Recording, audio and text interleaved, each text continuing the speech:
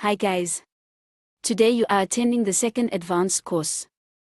I am so glad that you have made such significant progress in your way of exploring the inner world. The previous lesson was about personality. But in today's lesson, let's find out about humans' elite virtues together. This lesson is comprised of 4 main sections as follows. First, what are elite virtues? Second, what is a person with virtue wealth like? Third, we will research further on 5 elite character traits, including kindness, decorum, uprightness, wisdom, faithfulness. And the last part is about the application of the 5 elements, metal, wood, water, fire, earth, in these virtues. First of all, we need to understand the definition of virtue. It's the nature of our inner world. For example, does your inner world really have politeness or a love for people? Does it like to say and hear moral words? Does that person have a good reputation for keeping his promises? Is he willing to listen sympathetically to others and enrich his own knowledge, or is he a responsible person to himself and others? Those are the internal traits which will expose one's moral quality. So what about an elite virtue? It's a combination of characteristics in humans' inner world which, once acquired, can help humans reach the highest stage of both physical and spiritual life. That means good virtues can get better or worse depending on how we utilize them. So we have to select good and useful character traits to apply in life so that it will be more meaningful. That's the choice of elite virtues. Now let's continue to explore the definition of a person with virtue wealth.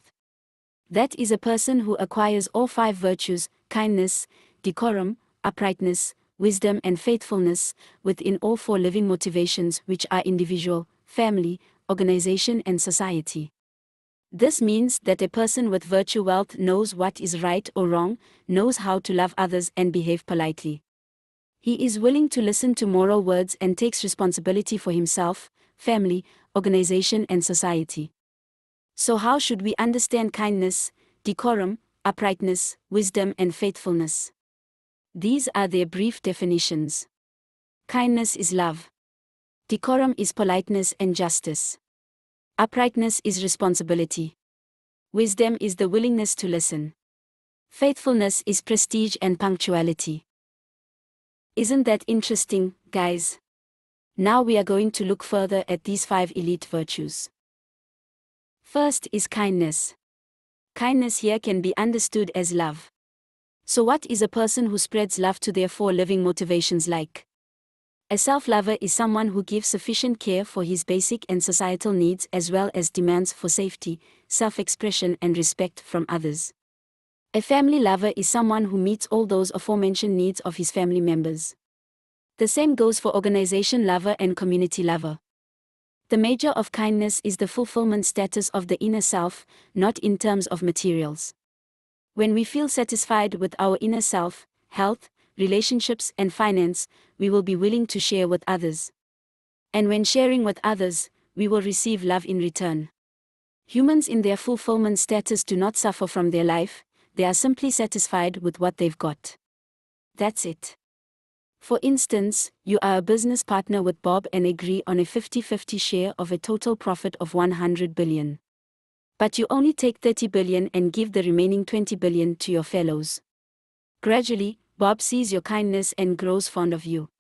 Over time, fruitful projects are brought to you by Bob and even many other fellows, because everyone regards you as a person with kindness. The virtue of kindness is decided by the fulfillment status. When we truly have love, greed and imagination immediately stop. We set out rules and basic needs of our life and achieve them. That's enough. When combined with human nature, kindness is put into the category called imani. That means people with kindness usually attract money because benevolent people think for others, for mankind and create values for the whole society, thereby accumulating blessings. So, a person who spreads enough love will automatically attract money. Their talents will develop and in the long run come financial stability and a more advantageous life. The second virtue to learn about is decorum. Decorum here can be considered as politeness and justice. Those with decorum behave rationally and know the rights and wrongs. Thus, They lead a moral life and always live in accordance with rules and laws. A person with decorum also displays this virtue within 4 aspects of life, which are individual, family, organization, and society. A person who treats himself with decorum will show gratitude towards his presence. He also gives himself opportunities to learn and understand laws and life concepts.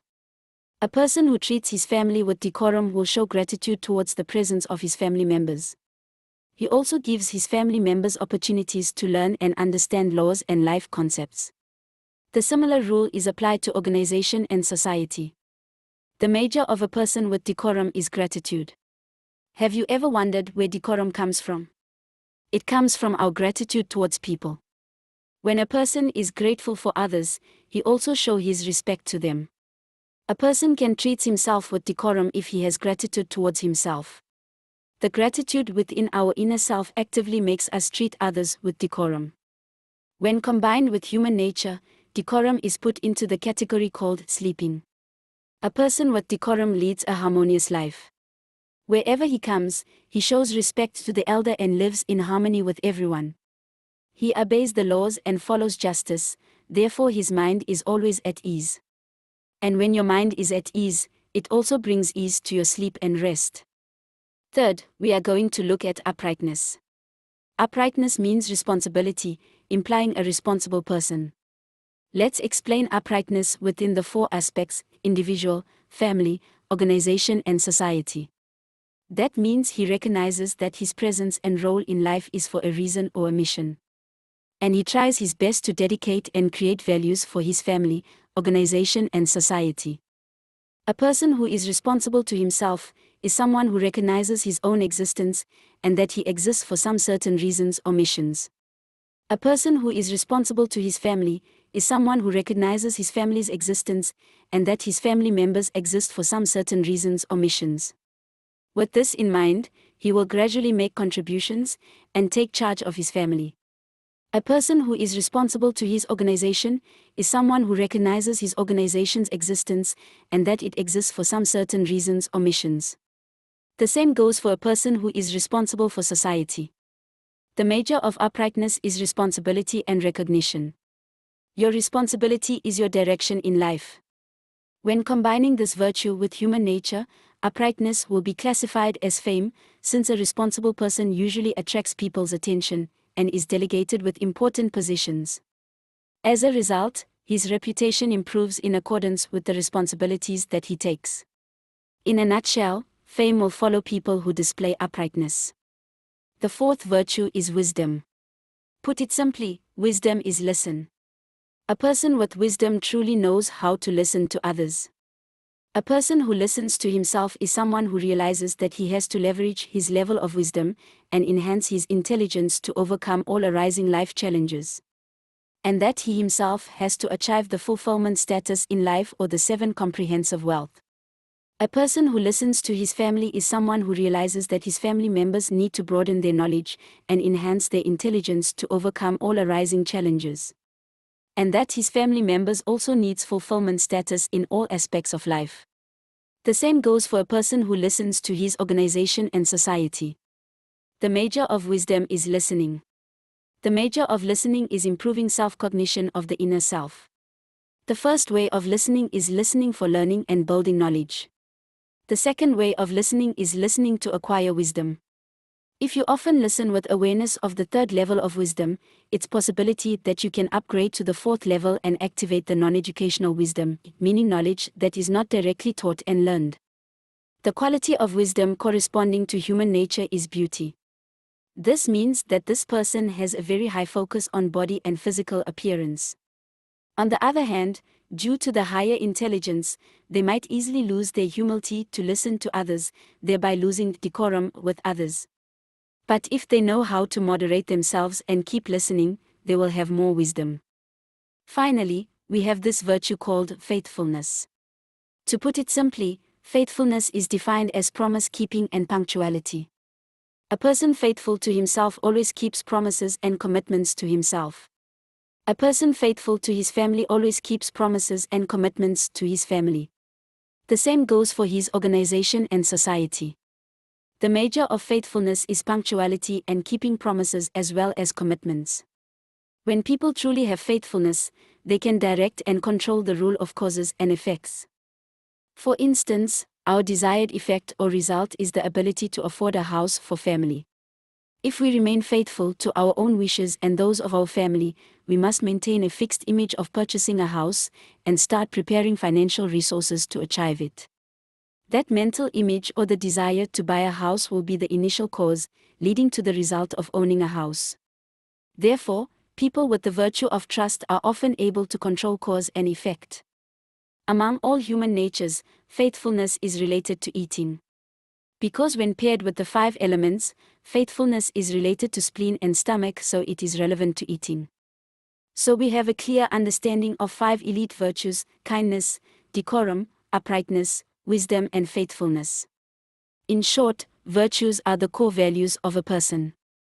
When we emphasize kindness, our talents become outstanding. When emphasizing wisdom, we push our minds to focus on taking care of our body, hence have good health. And if we push uprightness, fame will also go up. And if fame goes up, money and other materials will increase as well. When fame and money are obtained, people often consider you as a talent. It's up to us to push which virtue to attract what we want. Therefore, human virtues are the center so that we can make good or bad use of human nature. Because human nature fluctuates, from positive to negative and vice versa. Knowing how to make good use of virtues, that is, excellent qualities, including kindness, decorum, uprightness, wisdom and faithfulness, will be extremely beneficial to oneself, family, organization and society. Virtue is the connector among the elements of the 7 comprehensive wealth. It combines the spiritual part, including intelligence, mental state, and personality, with the material part, which is physical, ability and material. In Oriental medicine, virtues are also combined with the 5 elements to contribute to the human health care. According to experts and wise men, the virtues kindness, decorum, uprightness, wisdom and faithfulness will correspond to the 5 elements as follows. Kindness corresponds to the wood element. Decorum corresponds to the fire element. Uprightness corresponds to the metal element. Wisdom corresponds to the water element. And faithfulness corresponds to the earth element. Let's first look at the relationship between the 5 elements, and then discuss their effect on human health. I would like to introduce to you the diagram illustrating interactive characteristics of the 5 elements.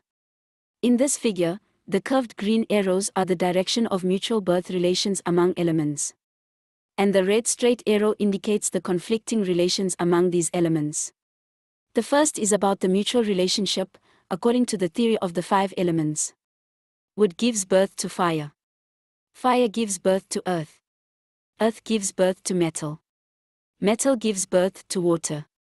Water gives birth to wood. The second is about the conflicting relationship: wood consumes earth. Earth stops water. Water destroys fire.